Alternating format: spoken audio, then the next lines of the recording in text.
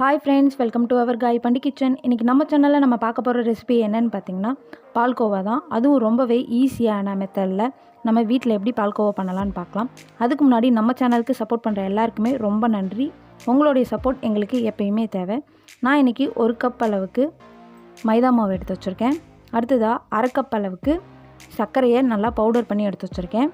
அடுத்ததாக 1/2 கப் அளவுக்கு கொஞ்சமாக நெய், அதில் எண்ணெய் சேர்த்து 1/2 கப் நான் எடுத்து வச்சுருக்கேன்.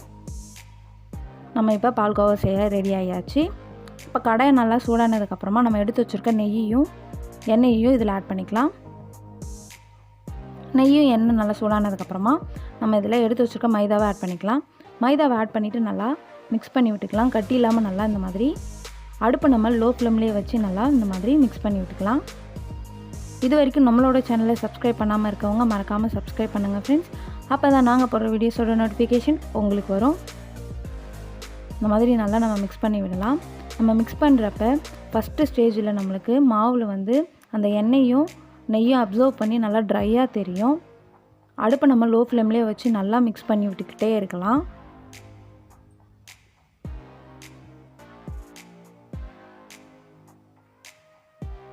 இந்த மாதிரி நல்லா அழுத்தம் கொடுத்து நம்ம நல்லா மிக்ஸ் பண்ணி விட்டுக்கலாம்.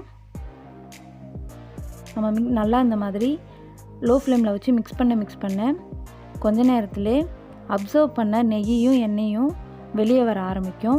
இப்போயே நல்லா வெளியே வர ஆரம்பிச்சிருச்சு. நல்லா நம்ம இந்த மாதிரி நல்லா மிக்ஸ் பண்ணி விட்டுக்கிட்டே இருக்கலாம். கண்டிப்பாக நீங்களும் இந்த மாதிரி மெத்தடில் ட்ரை பண்ணி பாருங்கள் ஃப்ரெண்ட்ஸ். ரொம்ப நல்லாயிருக்கும். நம்ம கடையில் விற்கிற 1 ரூபா பால்கோவா ரொம்பவே ஈஸியாக நம்ம வீட்டிலையே ப்ரிப்பேர் பண்ணிடலாம். இப்போ இந்த மாதிரி ஸ்டேஜில் நம்ம ஸ்டவ்வை ஆஃப் பண்ணிடலாம். நெய்யும் எண்ணெயும் நல்லா மெல்ட் ஆகி வெளியே வர ஆரம்பிச்சு இந்த ஸ்டேஜில் நம்ம ஸ்டவ்வை ஆஃப் பண்ணிவிட்டு நல்லா ஆற விட்டுக்கலாம். மாவு நல்லா ஆறி வரட்டும், அப்போ தான் நல்லாயிருக்கும்.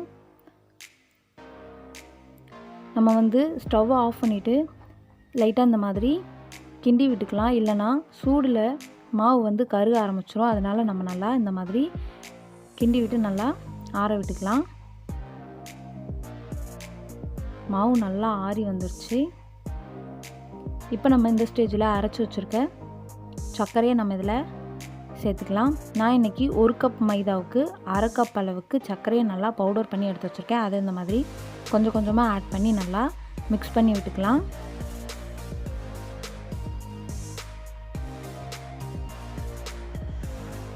நான் இது மாதிரியே அரிசி மாவில் ஒரு ஸ்வீட் ரெசிபி நம்ம வீடியோவில் அப்லோட் பண்ணியிருக்கோம். அந்த வீடியோவோட லிங்க்கை நான் கீழே டிஸ்கிரிப்ஷன் பாக்ஸ்லையும் ஐகால்லையும் கொடுக்குறேன், போய் செக் பண்ணி பாருங்கள். நல்லா இந்த மாதிரி ப்ரெஸ் பண்ணி நல்லா மிக்ஸ் பண்ணி விட்டுக்கலாம். அடுத்ததாக நம்ம கை வைக்கிற அளவுக்கு சூடு இருந்துச்சுன்னா நம்ம கையிலே நல்லா ப்ரெஸ் பண்ணி நல்லா மாவு பிசைஞ்சு விட்டுக்கலாம். இப்போ நான் ஒரு பிளேட்டில் கொஞ்சமாக நெய்யை தடவி வச்சுக்கிறேன். நீங்கள் இதில் ஒரு ஒயிட் கலர் ஷீட் கூட வச்சு நம்ம லைட்டாக நெய் தடவி நம்ம இதில் நம்ம பிசைஞ்சு வச்சுருக்க மாவை வச்சுக்கலாம்.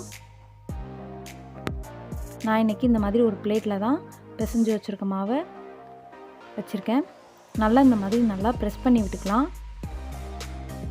நல்லா இந்த மாதிரி ப்ரெஸ் பண்ணி விட்டு நம்ம நல்லா ஆற விட்டு எடுத்துக்கலாம்.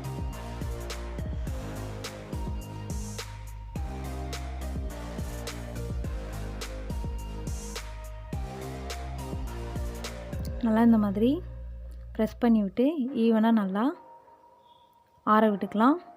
ஒரு 1/2 hour ஆகட்டும். 1/2 மணி நேரம் கழித்து நான் ஒரு கத்தியில் இந்த மாதிரி லைட்டாக நெய் தடவிட்டு நான் பீஸ் போட்டுக்கிறேன்.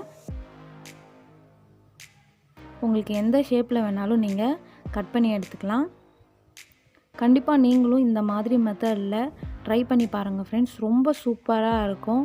நம்மலாம் ஒரு ரூபாய்க்கு வாங்கி சாப்பிடுவோம் பார்த்திங்களா பால்கோவா கடையிலலாம், அந்த மாதிரி டேஸ்ட்டு அதை விட சூப்பராகவே இருக்கும். நீங்கள் ஒரு தடவை வீட்டில் ட்ரை பண்ணி பாருங்கள். ட்ரை பண்ணி பார்த்துட்டு உங்களுடைய எக்ஸ்பீரியன்ஸை கமெண்ட் செக்ஷனில் கமெண்ட் பண்ணுங்கள். இந்த வீடியோ உங்களுக்கு பிடிச்சிருந்தால் உங்கள் ஃப்ரெண்ட்ஸ் அண்ட் ரிலேட்டிவ்ஸ்க்கு ஷேர் பண்ணுங்கள். இது வரைக்கும் நம்மளுடைய சேனலை சப்ஸ்கிரைப் பண்ணாமல் இருக்கவங்க மறக்காமல் சப்ஸ்கிரைப் பண்ணுங்கள். அப்போ தான் நாங்கள் போடுற வீடியோஸோட நோட்டிஃபிகேஷன் உங்களுக்கு வரும் ஃப்ரெண்ட்ஸ். இப்போ நம்ம இதை நல்லா பீஸ் பண்ணிவிட்டு ஒரு 2 மணி நேரம் நல்லா ஆற விட்டுக்கலாம். நல்லா ஆறி வந்துருச்சு. நான் தனித்தனியாக எடுத்துட்டேன். பாருங்கள், ரொம்பவே சூப்பரான பால்கோவா ரொம்பவே ஈஸியாக நம்ம வீட்டிலையே ரெடி பண்ணியாச்சு.